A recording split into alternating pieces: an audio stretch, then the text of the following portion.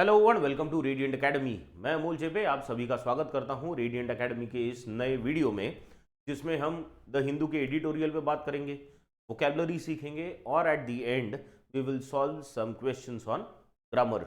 But before we start we have a very important announcement. MBA CET का offline mode में batch आने वाली 25 जुलाई 2024 से शुरू होगा। सुबह 8 से 10 बजे तक का इसका समय होगा। तो if you are interested in joining this batch you are welcome. Now let us discuss a very important topic also. Always do your best. What you plant now you will harvest in future. यानी अगर आप आज आलस करोगे तो आपका भविष्य बिल्कुल अनिश्चित है, पर अगर आज मेहनत कर लोगे तो आगे मजे ही मजे है। समझ गए? Let us now start with the actual class. तो वोकैबुलरी में आज हमारा जो पहला वर्ड है वो है reluctance. Reluctance, let us first read the sentence. Riya showed some reluctance to take sides in the debate. Riya ने रिलक्टेंस शो किया। किस चीज के लिए रिलक्टेंस शो किया? To take sides in the debate. जब डिबेट हो रही थी तो उसने किसी एक साइड जाने से बचना चाहा, या वो किसी एक साइड जाना नहीं चाहती थी।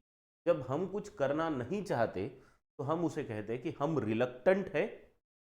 समझ गए? तो रिलक्टेंट ये हो गया उसका एडजेक्टिव। और रिलक्टेंस उसने क्या शो किया? क्योंकि वो रिलक्टेंट थी इसलिए उसने क्या शो किया? रिलक्टेंस शो किया। यहां पे रिलक्टेंस इज नाउन, यानी कोई चीज करने से बचना, दैट इज कॉल्ड रिलक्टेंस। जैसे अनविलिंगनेस टू डू समथिंग ना, कुछ करने से बचना, दैट इज रिलक्टेंस। बचना क्या? इच्छा नहीं होना। समझ गए? जैसे मेरी छोटी बच्ची है, अब वो स्कूल में जाने से यानी नहीं जाना चाहती, सुबह उठ के कौन स्कूल जाएगा, ऐसा होता है उसका। तो she is always reluctant to go to school, ऐसा हम कह सकते हैं, राइट? चलो नेक्स्ट नेक्स्ट वर्ड पे जाएंगे अभी। अरे सॉरी, इसका सिनोनिम है। इसके सिनोनिम्स क्या क्या है देखो। इसके सिनोनिम में है डिसइंक्लिनेशन, यानी कुछ करने से रोकना खुद को, है ना, किसी एक साइड ना जाना, ऐसा भी हो सकता है। या कोई चीज अच्छी ना लगना इसलिए नहीं करना। जैसे मैंने अभी जो आपको एग्जांपल दिया, शायद बच्चों को स्कूल जाने में उतना मजा नहीं आता, रोज रोज जाने में तो बिल्कुल मजा नहीं आता, तो फिर वो उसको डिसलाइक करते होंगे और इसीलिए शायद वो जाने के लिए रिलक्टेंट रहते होंगे, बराबर। और इसका एंटोनिम क्या होगा?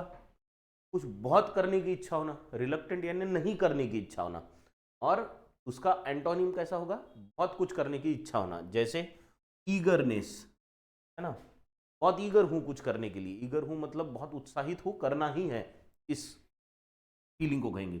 या इंथुजियाज्म, कुछ अगर करना है तो बहुत जोश से करना है, पूरा दिल लगा के करना है। समझ गए? तो these are antonyms of reluctance. Clear? चले अगले वर्ड पे। The next word we have is reek. Reek ये है अगला नया word. His breath reeked of tobacco. His breath reeked of tobacco. Reeked of tobacco मतलब उसने तंबाकू खाया होगा और इस तंबाकू की स्मेल बहुत आ रही होगी, तो बदबू, दैट इज दी, बदबू आना, दैट इज रीक। समझ गए? बदबू आना, बहुत बैड स्मेल आना किसी से, दैट इज कॉल्ड रीक। तो रीक का मतलब क्या होगा फिर? To smell strongly of something unpleasant. बहुत बदबू आना ऐसे चीज की जो बहुत अनप्लीजेंट हो, बदबू में ही अनप्लीजेंट है, ठीक है। नेक्स्ट नेक्स्ट नहीं, इसका सिनोनिम क्या होगा फिर? स्टिंक या स्टेंच। स्टिंक स्टेंच दोनों का मतलब क्या है? कोई अगर चीज स्टिंक हो रही है या स्टेंच हो रही है तो उसका मतलब क्या होता है?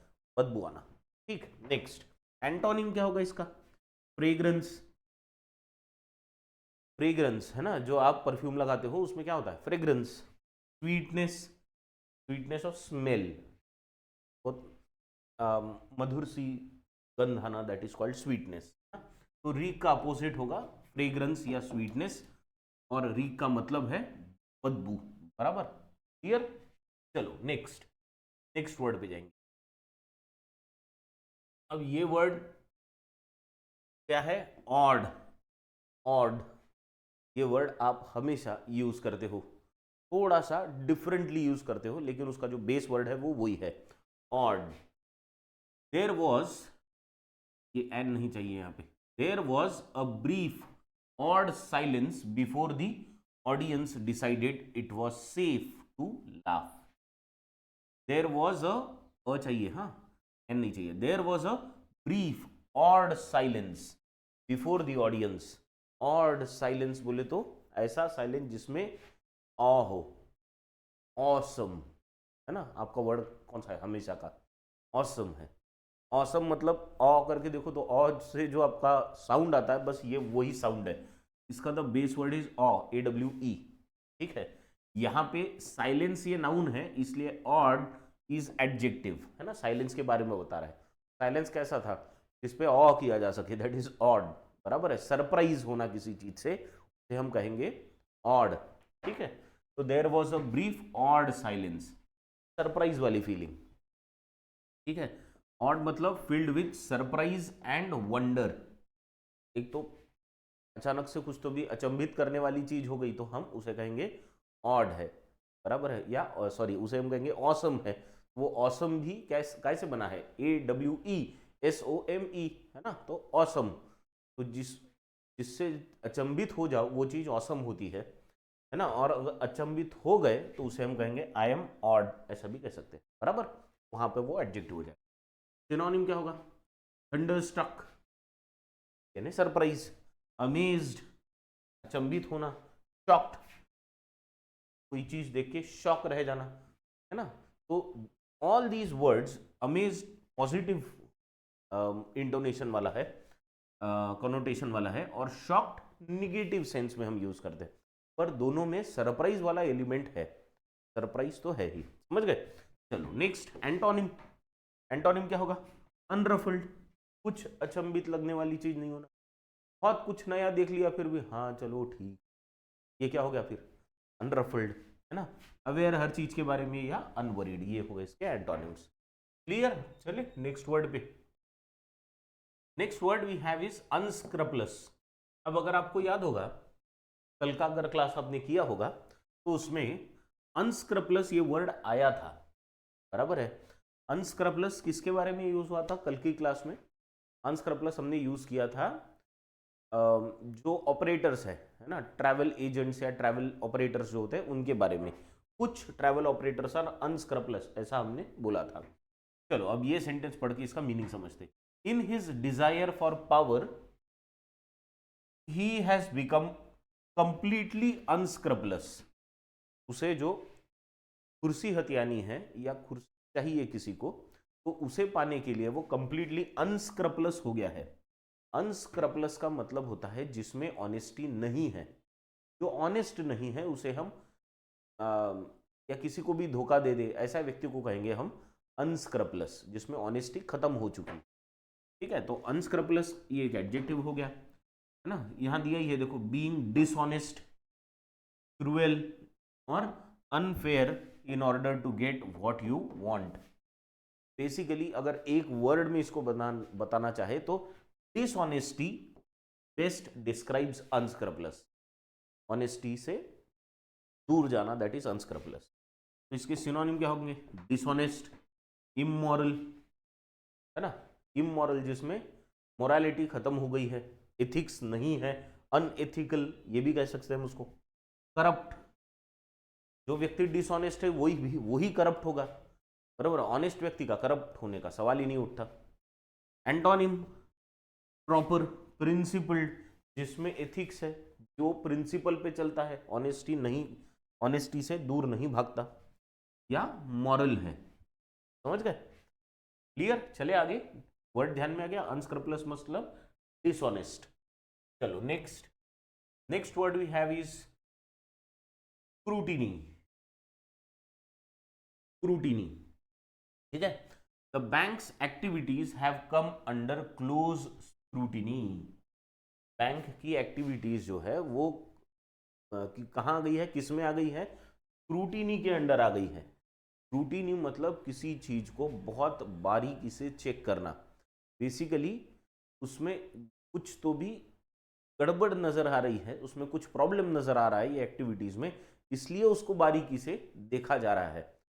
देखो, अगर आप कहीं फॉर्म भरते हो तो फॉर्म भरने के बाद उस फॉर्म की या डॉक्यूमेंट वेरिफिकेशन के वक्त आपके डॉक्यूमेंट्स का क्या होता है, स्क्रूटिनी होती है कि आपने जो डॉक्यूमेंट दिया है वो सही है या गलत है।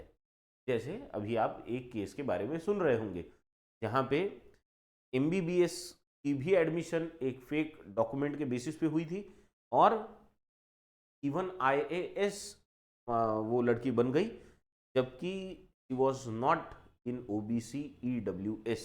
ठीक है, तो ये केस फिलहाल चर्चा में है, ये आरोप है, आरोप सिद्ध होने तक कोई गलत नहीं होता। तो देखेंगे इसका क्या रिजल्ट आता है बाद में। पर तो अब जो कागजों की पड़ताल हो रही है उसे हम कहेंगे कि हम वो कागजों की स्क्रूटिनी कर रहे हैं, उसको बहुत क्रिटिकली चेक कर रहे हैं। ठीक है, तो स्क्रूटिनी का मतलब क्या हो गया, क्रिटिकल ऑब्जर्वेशन और एग्जामिनेशन, है ना, बहुत बारीकी से किसी चीज की पड़ताल करना, that is called critical observation और एग्जामिनेशन। सिनोनिम क्या होगा इसका, सिनोनिम होगा इन्वेस्टिगेशन, इसको इन्वेस्टिगेट करना, या इंस्पेक्शन, कागजों का भी होता है ना, कागजों का भी होता है, चीजों का भी होता है, इंफ्रास्ट्रक्चर का भी होता है, इन सारी चीजों का इंस्पेक्शन या स्क्रूटिनी हो सकती है। एंटोनिम क्या होगा इसका, पीक, पीक मतलब झांक लेना, बस झांक लिया, पीक हो गया, बराबर, नजर डाली बस, हाँ चलो ठीक है, ओके, तो ये होगा उसका एंटोनिम। समझ गए, बारीकी से देखना, ये हो जाएगा स्क्रूटिनी। चलो, स्क्रूटिनी से ही स्क्रूटिनाइज वर्ड बना है, जो अभी तक शायद हमने 2-3 बार अलग अलग एडिटोरियल्स में देखा है। चले अगले वर्ड पे। अगला जो वर्ड है हमारे पास वो है क्विसेंट, क्विसेंट, क्विसेंट। चलो, this suggest the existence of a comparatively long lived quiescent tectonic regime over that interval। बड़ा सेंटेंस है ना। This suggests the existence of a comparatively long lived, यानी बहुत ज्यादा दिन तक होने वाला या रहने वाला, लॉन्ग लिव्ड मतलब ज्यादा दिन तक रहने वाला, quiescent tectonic regime. Tectonic regime का मतलब क्या होता है, टेक्टोनिक्स बोले तो अर्थ का जो ऊपरी, अर्थ की जो ऊपरी सतह है ना वो बहुत पतली है, ऊपरी सतह मतलब जो एकदम सॉलिड है उसे, और वो अलग अलग टुकड़ों में बटी हुई है। तो ये जो अलग अलग टुकड़े मूव करते हैं तो उसे हम टेक्टोनिक मूवमेंट्स कहते हैं। ठीक है, तो जैसे अलग अलग कॉन्टिनेंट्स है उसमें भी बड़े बड़े टुकड़े हैं, छोटे छोटे, हाँ, बहुत सारे छोटे छोटे टुकड़े, बड़े बड़े नहीं, बड़े भी है और छोटे भी टुकड़े हैं। और ये प्लेट्स अर्थ के नीचे जो अर्थ के नीचे नहीं, वो अपना जो क्रस्ट होता है अर्थ की सबसे ऊपरी सतह, वो ऊपरी सतह जो होती है ये बहुत सारे टुकड़ों में बटी हुई है, ये एक टुकड़ा है, ये एक टुकड़ा है, ऐसा। अब ये जो टुकड़े हैं ये मूव होते रहते हैं, है ना, काय पे मूव होंगे, अंदर जो इसके मैग्मा है ना उस पे मूव होते रहते। ठीक है, जब मैग्मा बाहर आ जाए तो उसको कहते हैं लावा, और जब वो ऊपरी सतह के नीचे है उसे हम कहेंगे मैग्मा। तो ये मैग्मा पे ये फ्लोट होते हैं, उनको कहते हैं हम टेक्टोनिक प्लेट्स। टेक्टोनिक प्लेट्स, या अगर वो हिल रहे हैं तो टेक्टोनिक मूवमेंट्स। तो यहाँ पे टेक्टोनिक रिजीम कहाँ है, मतलब वो पीरियड जहाँ पे प्लेट्स की मूवमेंट हो रही थी ओवर दैट इंटरवल, है ना। तो ये प्लेट की मूवमेंट्स कैसी थी उसके लिए क्विसेंट टेक्टोनिक रिजीम कहा है। ऐसा समय जहाँ पे, और जहाँ पे टेक्टोनिक मूवमेंट्स नहीं थी या बहुत ही कम थी, या ऐसी थी कि जो ध्यान में नहीं आ रही थी, मतलब बहुत शांत रिलैक्स्ड मूवमेंट हो रही थी, ऐसे वक्त को या ऐसे टेक्टोनिक मूवमेंट को हम क्विसेंट कहते हैं। शांत, एकदम रिलैक्स्ड या ऑलमोस्ट नहीं के बराबर। ठीक, तो क्विसेंट का मतलब क्या, काम और पीसफुल इन नेचर, शांत एकदम। सिनोनिम क्या होगा इसका, इसका सिनोनिम होगा अनरफल्ड या ट्रैंक्विल या क्वाइट, बहुत शांत, जैसे मैं कह रहा हूँ ट्रैंक्विल। ट्रैंक्विल का भी मतलब क्या होता है, शांत, रिलैक्स्ड, विदाउट एनी मूवमेंट। समझ गए। एंटोनिम क्या होगा इसका, जहाँ पे बहुत ज़्यादा गड़बड़ है, यानी डिस्टर्ब हो रहा है किसी चीज़ से, या एजिटेटेड। ठीक है, तो ये जहाँ पे रिलैक्स्ड एटमॉस्फेयर नहीं है, लड़ाई झगड़ा है, मूवमेंट बहुत ज़्यादा है, ऐसे समय पे हम उसको कहेंगे एजिटेट। क्लियर। रिसेंट हो गया शांति से रिलेटेड, और एजिटेटेड हो गया गुस्से से रिलेटेड। ठीक है, चलो next. Next word we have is plethora. कौन सा वर्ड है? प्लेथोरा। ठीक है, चलो पहला सेंटेंस पढ़ेंगे। Consumers are confused by the plethora of choices in the market. In the market, in the market. चलो, तो consumers are confused by the plethora of choices in the market. Plethora of choices यानी market में जो choice करना था या जो choose करना था उसके लिए कैसी चॉइसेस थी? बहुत सारी चॉइसेस। प्लेथोरा का मतलब है बहुत ज्यादा। ठीक है, बहुत ज्यादा। तो प्लेथोरा इज अ नाउन, है ना, a very large amount of something, usually, usually नहीं, ये cut, a very large amount of something, बहुत ज्यादा क्वांटिटी में अगर कुछ हो तो हम उसे कहेंगे प्लेथोरा। प्लेथोरा ऑफ चॉइसेस है यहाँ, है ना। किस चीज की बहुतायत है यहाँ पे? चॉइसेस की बहुतायत है, तो प्लेथोरा मतलब बहुतायत। चले, इसका सिनोनिम क्या होगा फिर? एक्सेस, सरप्लस या ओवरफ्लो, बहुत ज्यादा। एंटोनिम क्या होगा इसका? शॉर्टेज, डिफिशियंसी या lack of something.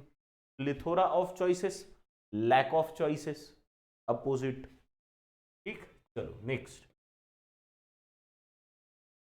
Verdict. The next word is verdict. The jury took a long time to reach a verdict. Jury ने वर्डिक्ट देने में बहुत समय लगाया। अब जूरी बोले तो जूरी मतलब जो कोर्ट में बैठे लोग हैं, बराबर, या पंचायत भी कह सकते हैं हम उसे, जो डिसीजन देते हैं। ठीक है ना, तो ये डिसीजन देने में बहुत समय लगा दिया। तो वर्डिक्ट का मतलब क्या होता है? डिसीजन या निर्णय, किसी चीज पे निर्णय दे दिया, डिसीजन दे दिया, जजमेंट दे दिया। तो क्या है? A decision on an issue of fact in a civil और क्रिमिनल केस और एन इंक्वेस्ट। कुछ भी कर लो, है तो वर्डिक्ट यानी निर्णय है ना। इतने सारे, इतने बड़े सेंटेंस का एक अपनी भाषा में ट्रांसलेशन इज निर्णय, ये जिससे आपको समझ में आएगा। सिनोनिम क्या होगा इसका? सिनोनिम जजमेंट या पनिशमेंट। जजमेंट से ही, जजमेंट अगर तुम्हारे पक्ष में नहीं है तो वो पनिशमेंट है। ठीक है। एंटोनिम क्या होगा इसका? एक्यूजिशंस, एक्यूजिशन या चार्ज, किसी पे आरोप करना। ठीक है, आरोप करना ये भी हो सकता है, निर्णय देना ये उसका एंटोनिम। क्लियर? चलो नेक्स्ट। एग्जैक्ट एंटोनिम्स नहीं है वर्डिक्ट के। वर्डिक्ट का मतलब सिर्फ समझ लो कि निर्णय देना, दैट इज वर्डिक्ट। चलो नेक्स्ट वर्ड पे जाएंगे। The next word we have is coalition, और हम ये वर्ड इससे पहले भी देख चुके हैं as far as I remember. Coalition, sentence पढ़ेंगे ध्यान में आएगा। Even before the coalition was built, the party leaders had agreed on an electoral truce. यानी कोएलिशन बनने से पहले ही पार्टी लीडर्स जो थे उन्होंने एग्रीमेंट कर लिया था, यानी उन्होंने ये डिसाइड कर लिया था सबने मिलके, इस चीज पे, इलेक्टोरल ट्रूस पे। ट्रूस ये वर्ड भी हम लोग देख चुके हैं। तो ट्रूस का मतलब होता है शांति समझौता कर लेना, है ना। अब लड़ाई झगड़ा नहीं करेंगे, मिल बांट के खाएंगे, दैट इज कॉल्ड ट्रूस। समझ गए? तो even before the coalition was built, coalition का मतलब होता है गठबंधन।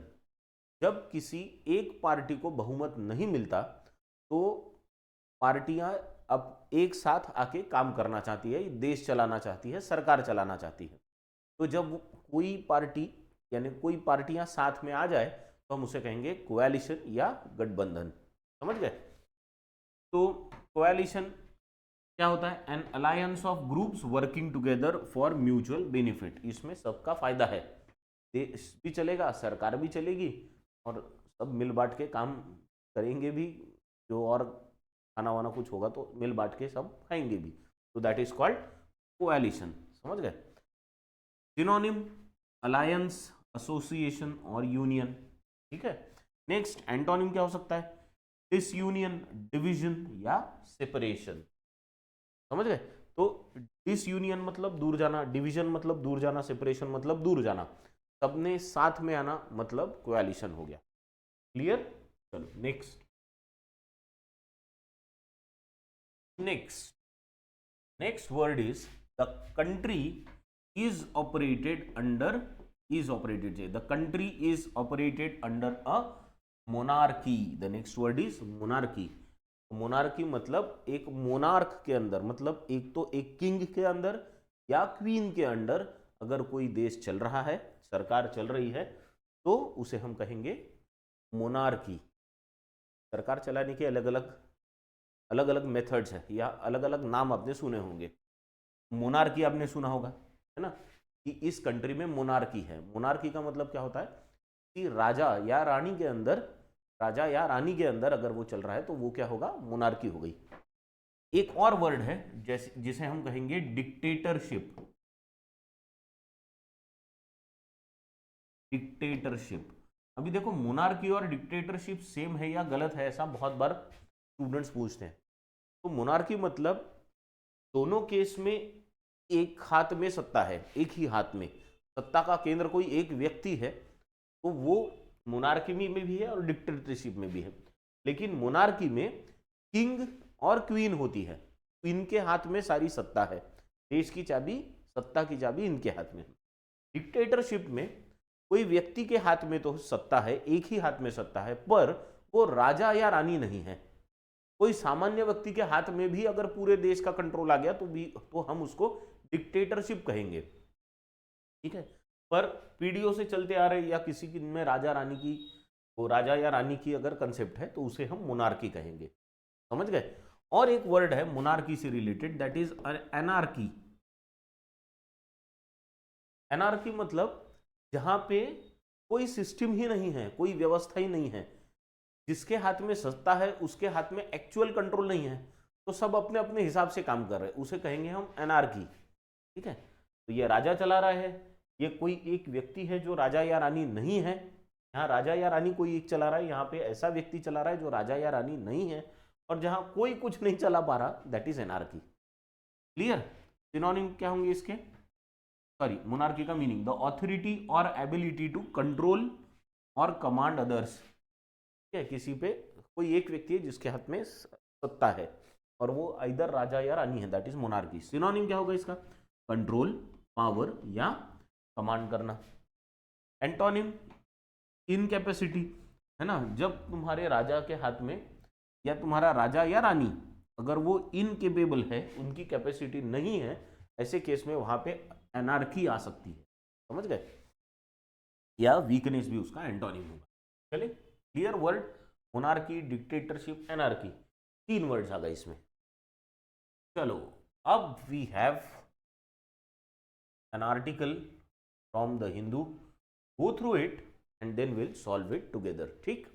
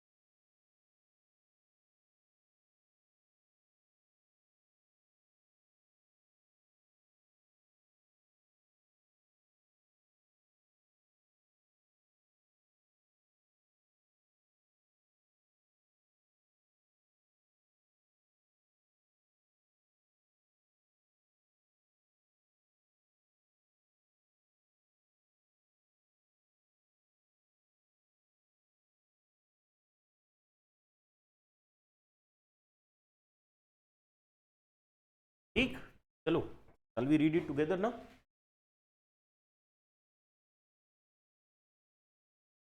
हाँ, अनप्रिंसिपल्ड अलायंसेस, अभी हमने देखा अलायंसेस, अलायंसेस मतलब किस चीज का सिनोनिम था, कोalition का सिनोनिम था, साथ में आना मतलब alliance. On politics in Nepal, तो आज हम नेपाल की पॉलिटिक्स पे चर्चा करेंगे, है ना। देखो इससे दो फायदे हैं इस लेक्चर के, ये जो रोज हम लेते हैं, एक तो बहुत सारे वर्ड सीखने को मिलते हैं नए, दूसरा बड़ा फायदा दुनिया भर में कौन सी अलग अलग इंपॉर्टेंट चीजें और हो रही है वो भी हमें पता चलती है। तो आपका जीके भी इंप्रूव हो रहा है और साथ में आपका इंग्लिश भी इंप्रूव हो रहा है।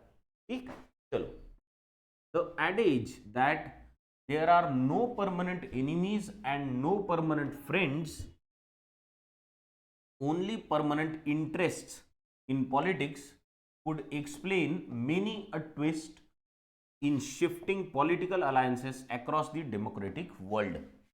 दुनिया भर में, अक्रॉस द डेमोक्रेटिक वर्ल्ड मतलब दुनिया भर में जहां जहां लोकशाही है, मतलब जहां जहां डेमोक्रेसी है, वहां वहां एक एडेज हमेशा सच लग रहा है ना। एक एडेज सच लग रहा है मतलब, अब पहले तो एडेज समझना पड़ेगा। एडेज का मतलब होती है कहावत, एडेज मतलब कहावत, की कोई कहावत है जिससे सच्चाई पता चलती हो, उसे हम कहेंगे एडेज। तो कोई कहावत है, कौन सी कहावत है, ये कहावत है, कौन सी, यहां से यहां तक, ये कहावत है। क्या कहावत है, देखो, there are no permanent enemies and no permanent friends, कोई आपका हमेशा के लिए दुश्मन नहीं होता और कोई आपका हमेशा के लिए दोस्त भी नहीं होता। आप हमारे देश की पॉलिटिक्स भी देख लो, आपको ये एडेज, ये कहावत हमेशा ध्यान में आएगी।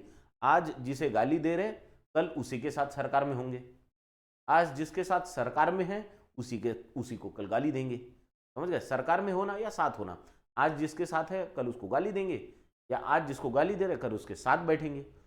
ये एडेज है।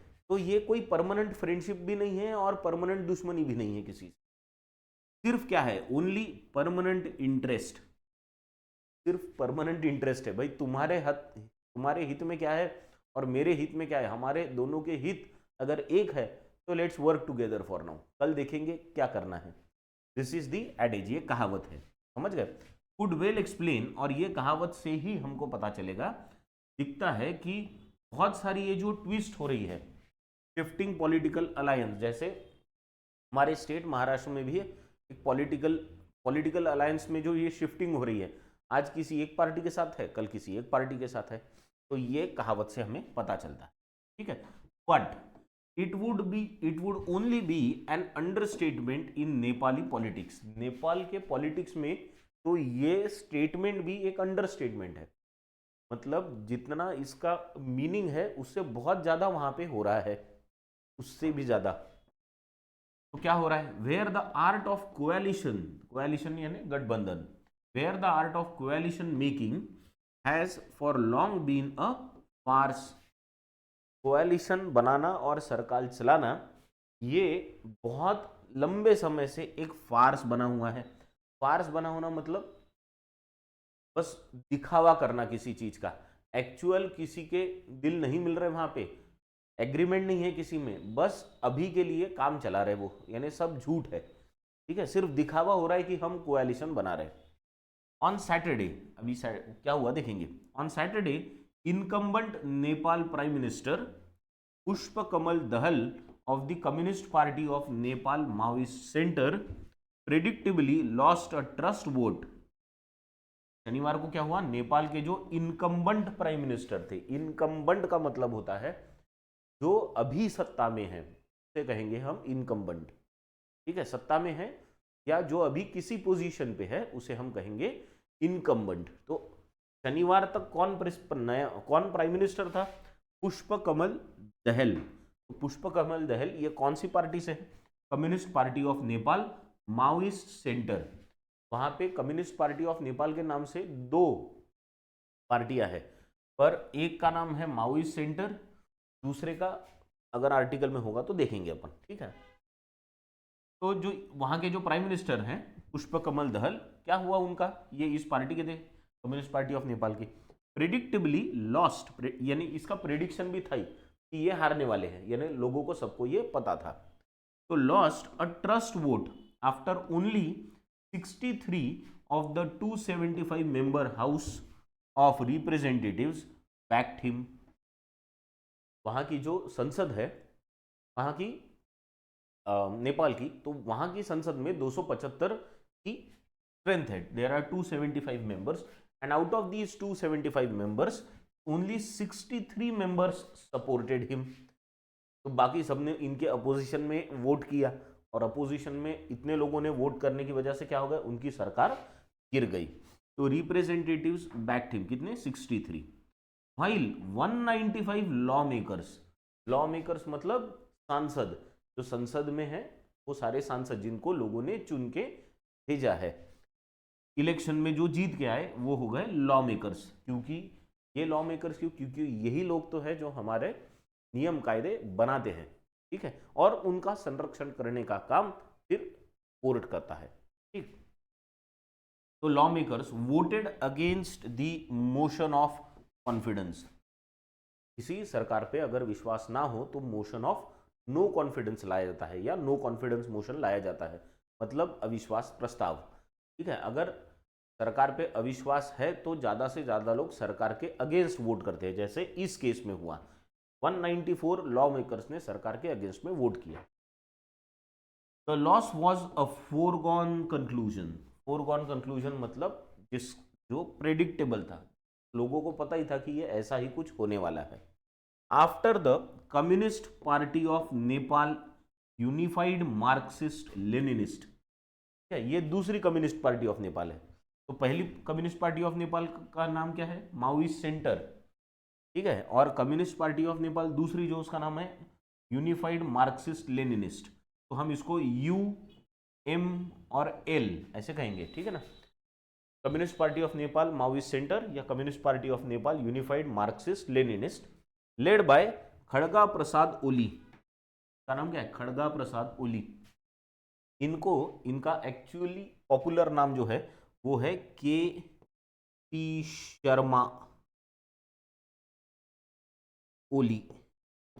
तो केपी इज खड़गा प्रसाद शर्मा ओली, तो पॉपुलरली इनको केपी शर्मा ओली कहा जाता है, ठीक है। तो ये जो है led by KP Sharma Oli, he has been made the prime minister again.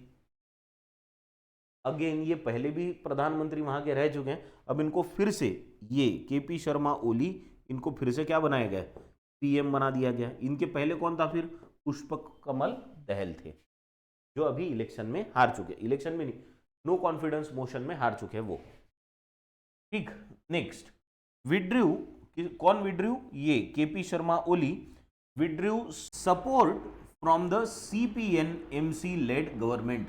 CPM MC मतलब ये Communist party of Nepal Maoist Centre, इनकी जो गवर्नमेंट थी, मतलब जिसमें पुष्प कमल दहल, ये कौन थे, ये प्रधानमंत्री थे, उनसे सपोर्ट ही विड्रॉ कर लिया, है ना। तो इनकी सरकार से सपोर्ट विड्रॉ कर लिया, and join hands with the opposition Nepali Congress led by Sher Bahadur Deuba. Sher Bahadur Deuba की पार्टी है जिनका नाम क्या है, नेपाली कांग्रेस, ये तीसरी पार्टी। तो ये पहले से ही अपोजिशन में थे, तो इनके साथ अब केपी शर्मा ओली ने इनके साथ गठबंधन कर लिया, कोएलिशन कर लिया, किसके साथ, शेर बहादुर देउबा के साथ, ठीक है। क्लियर, यहां तक क्लियर है। चलो नेक्स्ट,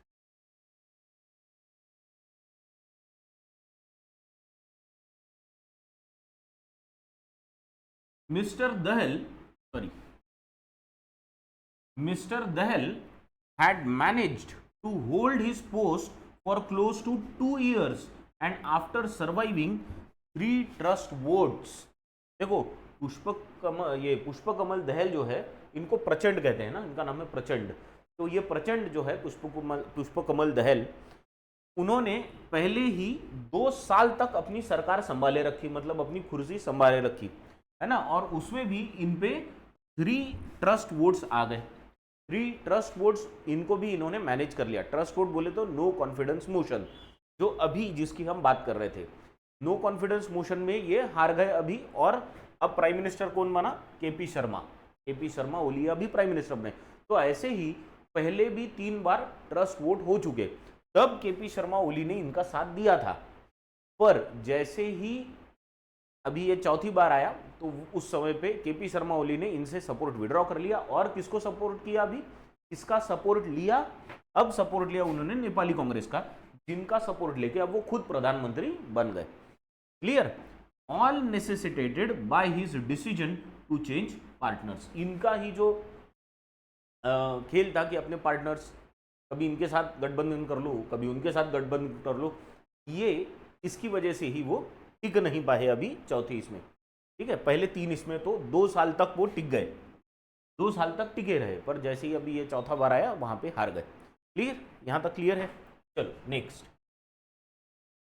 चलो now go through this part, the second part, और फिर हम इसको साथ में देखेंगे। Go through it.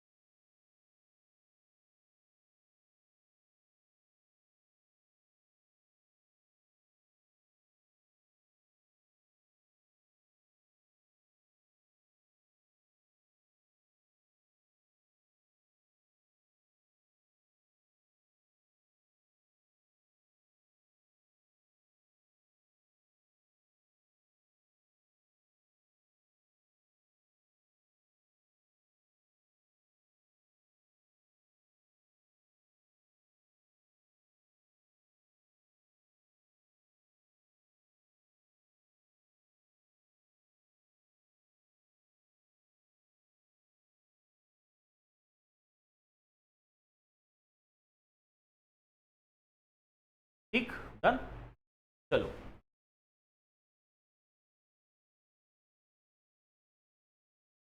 The communist party of Nepal, ये है ना, Maoist, had form the government after the November 2022 elections. कब से थे ये? कब से थे नेपाल के प्राइम मिनिस्टर? 2022 से ये प्राइम मिनिस्टर थे, पुष्प कमल दहल, है ना। तो इनकी जो पार्टी है सीपीएन-एमसी, उन्होंने सरकार नवंबर 2022 में बनाई थी।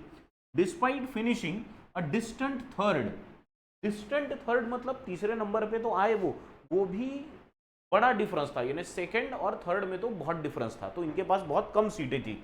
And mister Dahal had manage to do so by exploiting the differences between Deuba led Nepali Congress and Oli led CPN मतलब Congress, sorry, communist party of Nepal, ठीक है।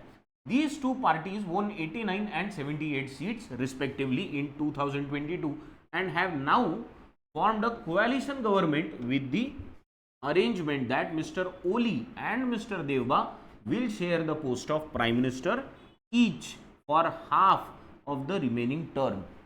बहुत पढ़ लिया एक बार में, है ना। हाँ, तो CPN-MC यानी इसकी, अब हम ऐसा करेंगे, ये नाम बहुत ज़्यादा बार है, तो CPN-MC कौन है? दहाल वाली पार्टी, ठीक है।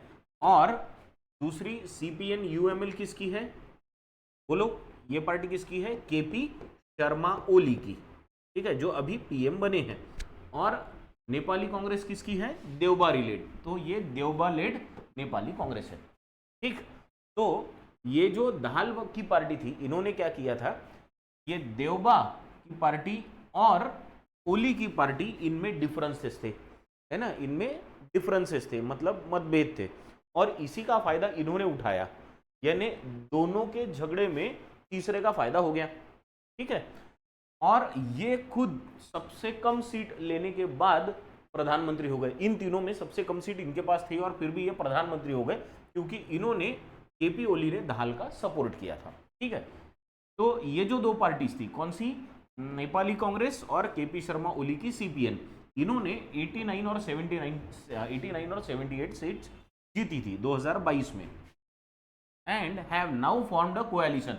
अब ये दो लोग साथ में आ गए, तो अब क्या हुआ, देवबा की पार्टी आ गई प्लस केपी शर्मा की पार्टी आ गई, तो अब सरकार ये दोनों मिलके चला रहे विद द अरेंजमेंट। और इनकी अरेंजमेंट कैसी है? इनकी अरेंजमेंट है कि जो भी समय अभी बचा है, लेट से 2 साल हो गए, तो जो भी 3, साढ़े 3, सवा 3 साल बचे होंगे, 2 साल से कम ही हुए, तो 3, सवा 3, साढ़े 3 साल जो भी बचे होंगे, उसमें आधे समय तक केपी शर्मा रहेंगे, हाफ, और आधे समय तक देवबा रहेंगे, समझ गए। तो ये हाफ समय तक, तो जो भी बचा हुआ समय है उसको आधा आधा प्राइम मिनिस्टरशिप में ये लोग रहेंगे, समझ गए। Half of the remaining term, each for half of the remaining term.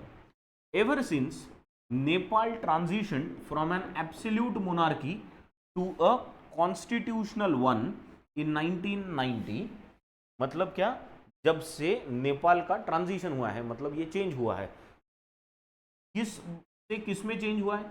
Absolute monarchy. Absolute monarchy मतलब 1990 से पहले वहां सिर्फ राजा का शासन था, बराबर है। अब ये राजा के शासन के बाद ये कॉन्स्टिट्यूशनल मोनार्की में बदल गए, मतलब कॉन्स्टिट्यूशन तो बना, लेकिन कॉन्स्टिट्यूशन में भी हेड कौन था? राजा ही था, बराबर। तो कॉन्स्टिट्यूशन तो बन गया था इनका 1990s में, जिसमें राजा था।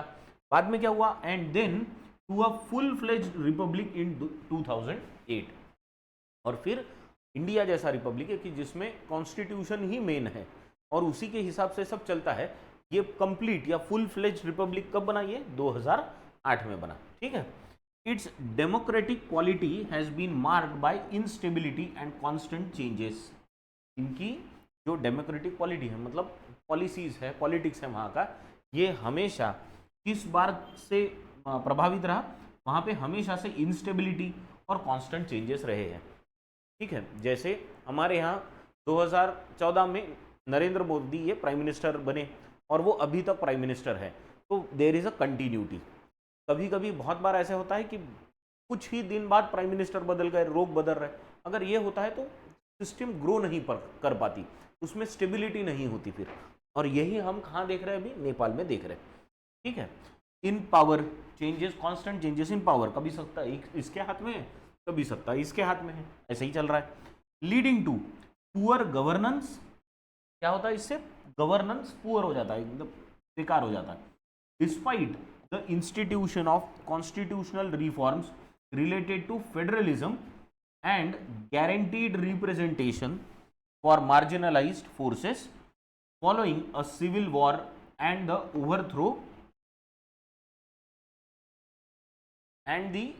overthrow of the monarchy. The outcomes, पहले ये बता देता हूं क्या है. Despite the institution of constitutional reforms related to federalism, federalism जैसे कॉन्स्टिट्यूशनल रिफॉर्म्स इन्होंने किए. अब ये फेडरलिज्म क्या है ये भी देख लेंगे. फेडरलिज्म यानी ऐसी व्यवस्था जिसमें सेंट्रल गवर्नमेंट एक होती है और फिर स्टेट गवर्नमेंट्स भी होती है. सेंट्रल गवर्नमेंट के हाथ में ज़्यादा ताकत है लेकिन पूरी नहीं है ना, तो और स्टेट गवर्नमेंट के हाथ में भी अपनी अपनी ताकतें हैं. तो जैसे इंडिया के कॉन्स्टिट्यूशन में क्या है, यूनियन लिस्ट अलग है, यानी राइट्स को डिफरेंशिएट करके दिया है कि कौन सी चीज में कौन निर्णय लेगा. तो सेंट्रल गवर्नमेंट के अलग अपने रूल्स है, अलग मतलब उनके हाथ में कुछ अलग टॉपिक्स है जिसके बारे में अगर निर्णय लेना है, नियम बनाने, तो वो लेंगे. और स्टेट गवर्नमेंट के अलग व्यवस्था है, यानी उनके लिए टॉपिक्स अलग करके दिए कि इसका निर्णय अगर लेना है तो वो स्टेट गवर्नमेंट लेगी. तो ये जो सारी चीजें हैं इन्होंने भी वो की बराबर. यहां पे भी क्या आया, फेडरलिज्म आया. और and guaranteed representation for marginalised forces, जैसे हमारे यहाँ पे भी जो मार्जिनलाइज्ड है यानी जिनके पास सारी सुख सुविधाएं नहीं है, है ना, जैसे या हमारे यहाँ रिजर्वेशंस है बेसिकली, है ना, कास्ट बेस्ड रिजर्वेशंस है, इनकम बेस्ड कुछ रिजर्वेशंस है. तो ये जो है इनके भी यहाँ पे वही चीजें हुई. कब हुई, following a civil war and the overthrow of the monarchy. मतलब जब यहाँ पे सिविल वॉर हुआ, लोग वो जो मोनार्की थी उसके अगेंस्ट खड़े हुए और उनको उखाड़ फेंका. ओवरथ्रो का मतलब क्या है, उखाड़ फेंकना, तो इन्होंने वो उखाड़ फेंका. The outcomes have been perpetuation of country's status as a least developed country. ये सारा करने के बाद भी जो आउटकम है वो क्या है, परपेचुएशन है. परपेचुएशन मतलब कंटिन्यूएशन. पहले भी नेपाल लीस्ट डेवलप ही था, अभी वो डेमोक्रेसी बन गया है लेकिन लीस्ट डेवलप्ड डेमोक्रेसी में है. ठीक है, तो पहले भी ऐसा ही था और अभी वैसा ही कंटिन्यू हो रहा है. समझ गए, दो पैरा थे ये. अभी तीसरा पैरा छोटा सा है, just go through it quickly and then we will have a look at it. ठीक है, read it.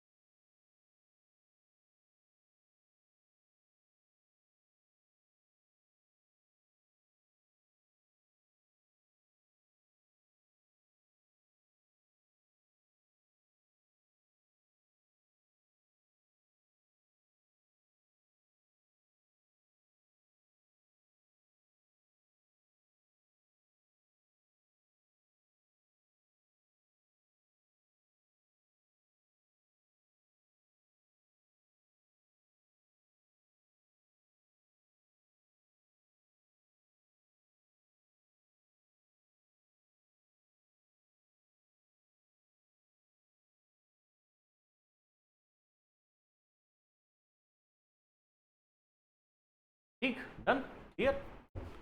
चलो पढ़ लिया, पढ़ा ना? हाँ चलो, let us start with the third one. It is quite evident that the leadership of three major parties have shown more interest in sticking to power. क्या बोला है कि ये पक्का है, एविडेंट है मतलब ये ऐसा ही लगता है। क्या लगता है कि जो लीडरशिप है और वो तीनों मेजर पार्टीज की लीडरशिप, उसने इंटरेस्ट काय में बताया है, उसने इंटरेस्ट काय में बताया, स्टिकिंग टू पावर, पावर को चिपके रहने में, कुर्सी नहीं छोड़ना है कुछ भी हो जाए। तो कुर्सी नहीं छोड़ने के लिए ये लोग प्रयास कर रहे हैं, इनकी लीडरशिप, यानी ये दहाल हो गए, देवबा हो गए या केपी शर्मा ओली हो गए, ये इनका बस एक ही इंटरेस्ट लग रहा है, वो क्या है, कुर्सी से चिपके रहो बाय एनी मीन्स, किसी भी तरीके से, irrespective of whether they are driven by pre poll coalitions और नॉट।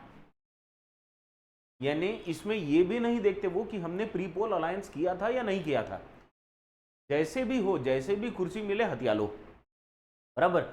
जैसे हमने भी एक इलेक्शन ऐसा देखा है जहां पे दो पार्टीज ने मिलके चुनाव लड़ा, चुनाव लड़ने के बाद जब दोनों की कोएलिशन को बहुमत मिला तो एक पार्टी बाहर निकल गई और दूसरे किसी के साथ जो अपोजिशन में थे उनके साथ हाथ मिला के फिर सरकार बना ली। तो ये भी होता है, अपने भी यहाँ हो रहा है, यहाँ पे भी वैसा ही कुछ हो रहा है। Besides the inherent instability in a parliamentary system that reflects social features in the country has led to a form of coalition politics, वो बाद में देखेंगे, पर ये समझ लो, besides the inherent stability, inherent का मतलब है उसका मेन कैरेक्टरिस्टिक, यानी ऐसा कुछ तो भी होना जो जिसमें कुछ चेंज होता हुआ दिखता नहीं, परमानेंट लग रहा हो, है ना। परमानेंटली वहां पे क्या दिख रहा है, instability in a parliamentary system, parliamentary system में ही इनस्टेबिलिटी है। That reflects social features, social features, features का मतलब क्या होता है, गैप्स, है ना, जिससे आप चीजों को सेपरेट कर सकते हो। गैप जो होती है उसे कहते हैं हम फीचर्स, फीचर्स नहीं फीचर्स। देखो ये एक वर्ड है, ये हो गए फीचर्स, और दूसरा होता है फिशर्स, है ना अपना, हाँ फिशर्स। तो फिशर्स मतलब गैप ना, जैसे कोई ये एक है, ये है, तो this is the gap, this is called fissure, है ना, फिशर। और फीचर्स यानी कैरेक्टरिस्टिक। तो सोसाइटी में जैसे हमारे यहाँ भी रिलीजन्स में फीचर्स है या कास्ट में फीचर्स है, गैप्स है, डिफरेंसेस है, तो उसे हम कहेंगे features. In the country has led to a form of coalition politics, ऐसा कोएलिशन पॉलिटिक्स अब वहां पे बन गया है that is driven less by ideological और principled considerations and more by hankering towards power. ये तो हमने हमारे स्टेट में भी देखा है। क्या देखा है कि वहां पे अब ऐसा कोएलिशन का पॉलिटिक्स का जंजाल बन रहा है जहां पे वो पॉलिटिक्स में ये नहीं सोचते कि हमारी आइडियोलॉजी क्या है। जैसे हमने कभी नहीं सोचा था कि महाराष्ट्र में बीजेपी और नेशनलिस्ट कांग्रेस पार्टी ये साथ में आ सकते हैं, लेकिन आ गए, है ना। शायद 20 साल 25 साल पहले ये कोई नहीं सोच सकता था कि शिवसेना और एनसीपी साथ में आएंगे, शिवसेना और कांग्रेस साथ में आएंगे, सरकार बनाएंगे, लेकिन ये पॉलिटिक्स में हो सकता है। No one is a permanent friend, no one is a permanent enemy, बराबर। तो वैसा भी यहाँ पे है। इन्हें क्या चाहिए सबको, it is driven less bye ideology या प्रिंसिपल्ड कंसिडरेशंस, इसके बेसिस पे नहीं चल रही है सरकार, but more by hankering towards power. Hankering मतलब किसी चीज को बहुत बस उसकी ही चाह होना, तो यहाँ पे सिर्फ सत्ता की चाहत है, बस उसी बात से चल रहा है। हैंकरिंग का मतलब है किसी चीज को पाने की बहुत कोशिश करना, बहुत जोरों से उसके पीछे लगना, तो यहाँ पे सत्ता के पीछे सब लोग लगे हुए हैं। Such instability and an unprincipled pursuit, pursuit यानी पीछा, ठीक है, ऐसी इंस्टेबिलिटी और ऐसा ही अनप्रिंसिपल्ड परस्यूट अगर रहेगा, पीछा करेंगे लोग किसका, ऑफ पावर, ऑफ पावर मतलब सत्ता का, तो उसका रिजल्ट क्या होगा, will only result in more disillusionment. Disillusionment मतलब धोखा, इल्यूजन का उसका डिसइल्यूजनमेंट हो जाएगा। Among the Nepali people with the democratic process, तो इनका भरोसा ही उठ जाएगा इस पे से कि डेमोक्रेटिक प्रोसेस अच्छी है ना, लोकशाही अच्छी है, इस पे से उनका क्या होगा, विश्वास उठ जाएगा फिर इससे। Nepal can perhaps be better of with a presidential system that allows for a directly elected head of state. तो ऑथर का कहना क्या है कि नेपाल में शायद प्रेसिडेंशियल सिस्टम अच्छी है, ये ऑथर का कहना है ना, जहां पे हेड ऑफ द स्टेट यानी प्रेसिडेंट जो होता है वो डायरेक्टली लोगों की वोटिंग से इलेक्ट होते हैं। जैसे हमारे यहाँ प्राइम मिनिस्टर डायरेक्टली लोगों की वोटिंग से, पर हम प्राइम मिनिस्टर के लिए डायरेक्टली वोट नहीं करते, हम हमारे सांसद के लिए वोट करते हैं। प्रेसिडेंशियल सिस्टम में क्या होता है, लोग डायरेक्टली प्रेसिडेंट के लिए वोट कर रहे हैं। जैसे यूनाइटेड स्टेट्स में अभी इलेक्शन चल रहे हैं, है ना, तो वहां पे जो बाइडन और डोनाल्ड ट्रंप, इनके बीच में लड़ाई है, तो लोग इन दोनों को डायरेक्टली वोट करेंगे। तो ये लोग पहले चुन के आएंगे, फिर ये अपने लोगों को नीचे चुनेंगे, समझ गए। तो ये ऐसा सिस्टम नेपाल में होना चाहिए, ऐसा ऑथर का कहना है। आई होप ये आर्टिकल जो है, एडिटोरियल जो है, समझ गया होगा। अब on the basis of this you have some questions, ये क्वेश्चंस देख लो। पहला क्वेश्चन है, how did Pushpa Kamal Dahal survive as PM of Nepal for 2 years। ये यहां का को करेक्ट कर लो, दिस इज TWO2 चाहिए यहाँ पे, हाँ TWO वाला 2 चाहिए, तो इसको चेंज कर लेना। For 2 years without having majority, majority के बिना, इनकी खुद की तो मेजोरिटी नहीं थी इनकी पार्टी की, पर फिर भी वो 2 साल तक कैसे प्राइम मिनिस्टर पद पे टिके रहे, ये आपको बताना है। According to the passage, what did Nepal transition into in 1990। 1990 में नेपाल में कौन सा ट्रांजिशन हुआ, वो क्या बने, ठीक है। Next, which of the following words has same meaning to the word perpetuation. Perpetuation का मतलब क्या है वो आपको बताना है, ठीक।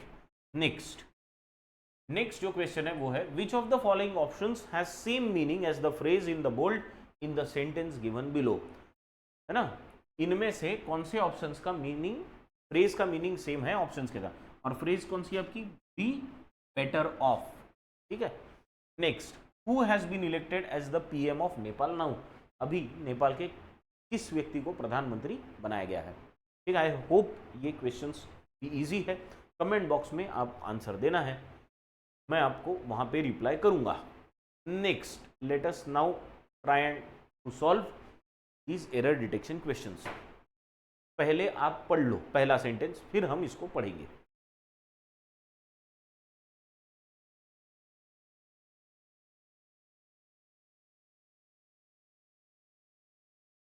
ठीक, मिला कुछ एरर, मिला होगा तो वेरी गुड। पहला sentence, please go out and check if it is yet raining. Please go out and check if it is yet raining. Yet raining नहीं होता, अगर सेंटेंस निगेटिव नहीं है तो आप उसमें येट के जगह क्या यूज करते हो, स्टिल, ठीक है। एक चीज याद में रखना कि still is used in an affirmative sentence, yet use होता है निगेटिव सेंटेंस में। तो येट का हम कह सकते हैं, hasn't it stopped raining yet. अगर येट आपको यूज ही करना है तो आप ऐसे कर सकते हो, देखो, hasn't it stopped, hasn't it stopped raining yet, ठीक है। तो ये सेंटेंस बनेगा इसका, hasn't it stopped raining yet। तो yet ये निगेटिव सेंटेंस में यूज होता है। अब this is a question mark, है ना, तो निगेटिव सेंटेंस है उसमें हम येट यूज करते, वो भी जनरली लास्ट में ही यूज होता है। पर अगर सेंटेंस अफर्मेटिव हो तो उसमें we don't use yet, we use still, समझ गया। ये स्टिल है, इसको बराबर ध्यान देना, दिस इज स्टिल, तो स्टिल रेनिंग। चलो, go through the second question now.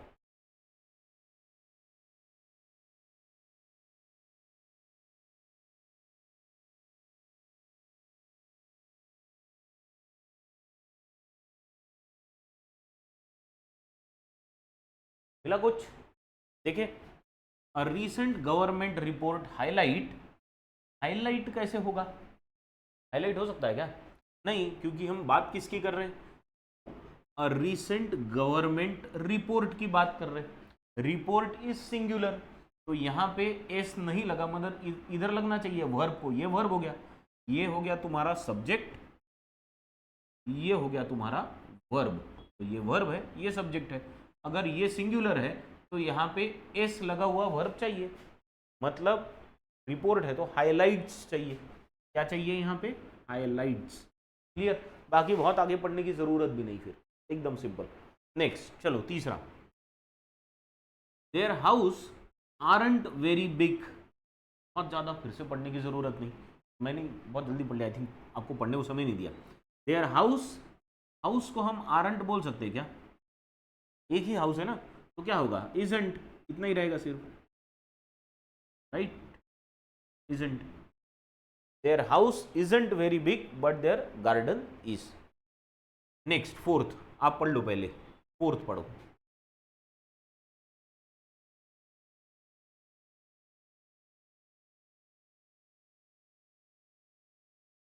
पढ़ा कुछ?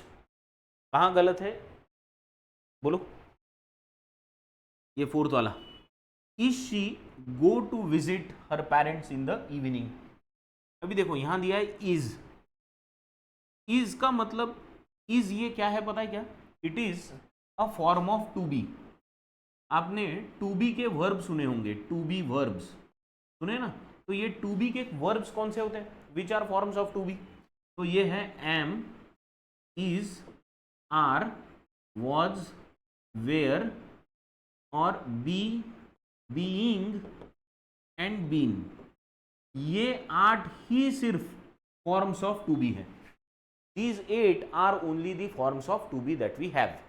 अब इनका मतलब क्या होता है? टू बी का मतलब क्या होता है? टू बी मतलब होता है, टू बी का मतलब होता है होना, सिर्फ होना। तो इज, तो हम होने के लिए कौन सा बोलते हैं? है, ऐसा ही बोलेंगे ना, कुछ तो भी है। तो इसको कैसा बोलेंगे? शी विजिट, तो ये होने की बात है या करने की बात है? अब दूसरा एक वर्ड है, ये तो हो गया टू बी, इसका मतलब क्या है? और दूसरी है डू या डज या डिड। अब डू डज डिड, इनका मतलब क्या होता है? इनका मतलब होता है कुछ तो भी करना। ये दो वर्ड्स को समझ लो थोड़ा सा।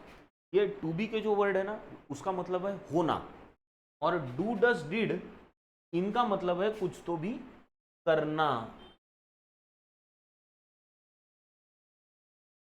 इसका मतलब है कुछ तो भी करना। अब वर्ब के बारे में देखो, आप वर्ब कौन सा यहाँ पे? विजिट या गो, बरोबर है? तो विजिट करना हो गया कि विजिट होना हो गया? विजिट करना। करना वाले जो वर्ड्स है उसके लिए वी यूज डू डस या डिड। तो यहां पे क्या लगेगा फिर? शी के लिए, शी के लिए हम V5 यूज करते हैं, मतलब यहां पे आपको इज निकालना पड़ेगा और यहां पे लिखना पड़ेगा डज। ये बात समझ गई क्या? इज को हटा के हमने डज क्यों रखा? जितने भी टू बी के वर्ड्स है उनका मतलब है होना, और हमारा जो वर्ड है वो होने के बारे में नहीं बता रहा, वो करने के बारे में बता रहा है। और करने वाली चीज के लिए वी यूज डू डज और डिड। अब समझो, मैं होना का भी एग्जांपल आपको देता हूं। होना मतलब जैसे is she a graduate, is she a graduate, अगर हमने ऐसा वो लिखा इज शी अ ग्रेजुएट, तो ये जो सवाल बनेगा उसमें हम क्या कहेंगे? वो ग्रेजुएट है क्या? वो ग्रेजुएट है क्या? है मतलब होना।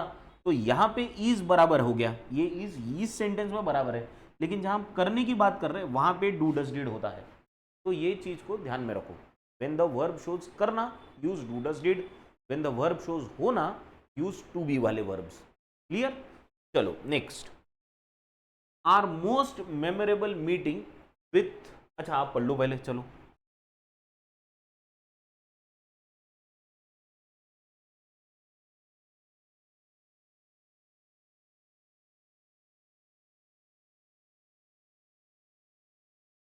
पढ़ा? मिला कुछ? कुछ काम का मिला क्या? काम का मतलब एरर मिला क्या कुछ? हाँ क्या बोला है, our most memorable meeting with Spielberg happened while we were at the Berlin Film Festival in 1977 where the film शतरंज के खिलाड़ी were being screened. What? Screening किसकी हो रही है, वर्ब तो स्क्रीन हो गया, किसकी स्क्रीनिंग, शतरंज के खिलाड़ी। अब शतरंज के खिलाड़ी is a movie, one film, तो वेयर चलेगा क्या यहाँ पे, नहीं चलेगा, क्या लगेगा, वॉज। ठीक है, समझा ना, एक शतरंज के खिलाड़ी ही सब्जेक्ट है तुम्हारा, तो यहाँ पे वेयर नहीं लगेगा, यहाँ लगेगा वॉज। ठीक है, तो आई होप अभी तक जो हमने देखा वो समझा होगा। जितना जो आर्टिकल दिया था हमने, जो एडिटोरियल देखा, उसके बाद जो क्वेश्चंस पूछे थे उसके आंसर्स आपको कमेंट बॉक्स में देने हैं। Thank you for staying till the end, very much.